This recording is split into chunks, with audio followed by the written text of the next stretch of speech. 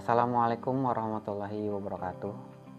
Perkenalkan, saya Opik Hidayat Abdul Latif dengan NIM 20 10 11 40 15 55 dengan kode kelas 08 TPLE 003. Tujuan saya dalam pembuatan video ini adalah untuk memenuhi tugas dari mata kuliah Etika Profesi dengan dosen pengampu Ibu Intan Kumalasari Eskom Mkom.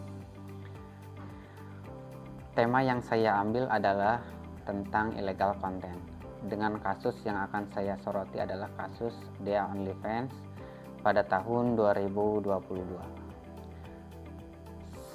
Sebelumnya kita pahami dulu pengertian illegal content. Dilansir dari Wikipedia, illegal content merupakan tindakan memasukkan data dan atau informasi ke dalam internet yang dianggap tidak benar, tidak etis, dan melanggar hukum atau mengganggu ketertiban umum. Sebagai contohnya, pemuatan suatu berita bohong atau fitnah yang akan menghancurkan martabat atau harga diri pihak lain. Hal-hal yang berhubungan dengan pornografi atau pemuatan suatu informasi yang merupakan rahasia negara, agitasi dan propaganda untuk melawan pemerintahan yang sah dan sebagainya. Sederhananya, kegiatan menyebarkan atau mengunggah yang salah atau dilarang atau dapat merugikan orang lain.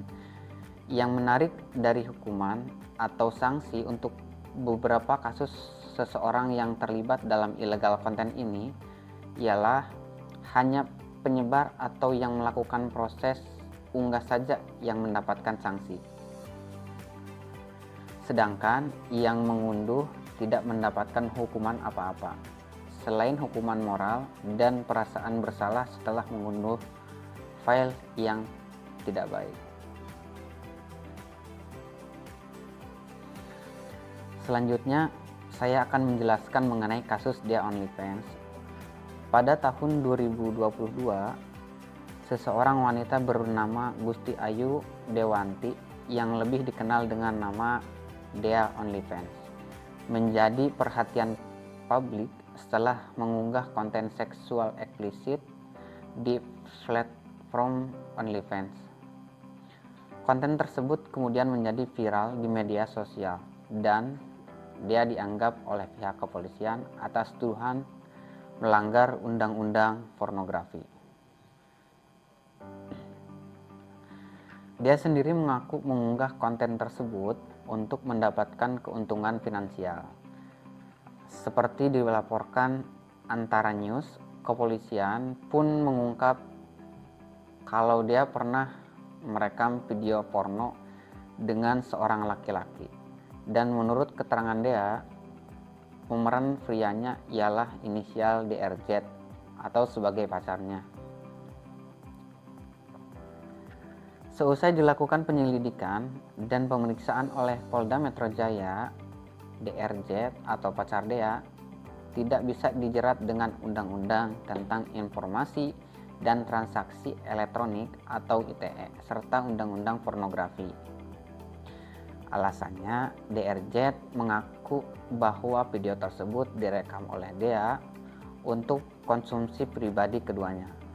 DRZ juga mengaku tidak tahu menahu soal Dea yang mengunggah video pribadi mereka ke situs OnlyFans.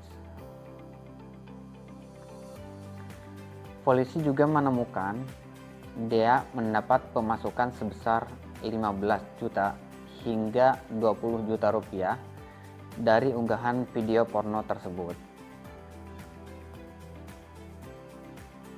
Tetapi kata polisi, DRZ sama sekali tidak menerima uang tersebut. Selain itu, polisi juga menyita akun Google Drive milik Dea yang berisi sejumlah video porno diduga melibatkan keduanya.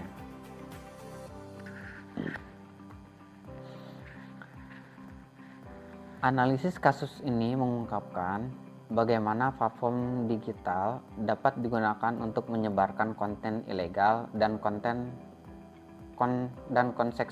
konsekuensi hukum yang dihadapi pelaku. Untuk penanganan hukumnya, dia dikenakan pasal 4 ayat 1 Undang-Undang Nomor 44 2008 tentang pornografi yang melarang produksi dan menyebarluaskan konten pornografi. Ancaman hukuman dalam kasus ini adalah penjara singkat 6 bulan dan paling lama 12 tahun, serta denda antara 250 juta hingga 6 miliar. Untuk pencegahan kasus serupa dapat dilakukan melalui edukasi mengenai dampak hukum dan sosial dari pembuatan serta penyebaran konten pornografi, penegakan hukum yang tegas, serta pengawasan terhadap platform digital untuk mendeteksi dan menghapus konten ilegal juga sangat diperlukan. Dari analisis ini, kita dapat menarik kesimpulan kasus Dia OnlyFans menunjukkan bagaimana platform digital dapat digunakan untuk menyebarkan konten ilegal dan konsekuensi hukumnya.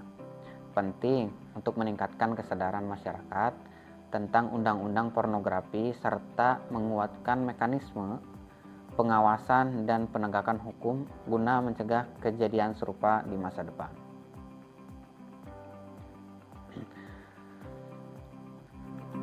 Itulah analisis kasus Dia OnlyFans. Saya harap video ini memberikan wawasan yang berharga, terutama dalam konteks etika dan hukum dalam penggunaan platform digital.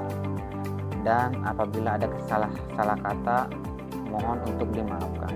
Terima kasih telah menonton dan sampai jumpa di video berikutnya. Assalamualaikum warahmatullahi wabarakatuh.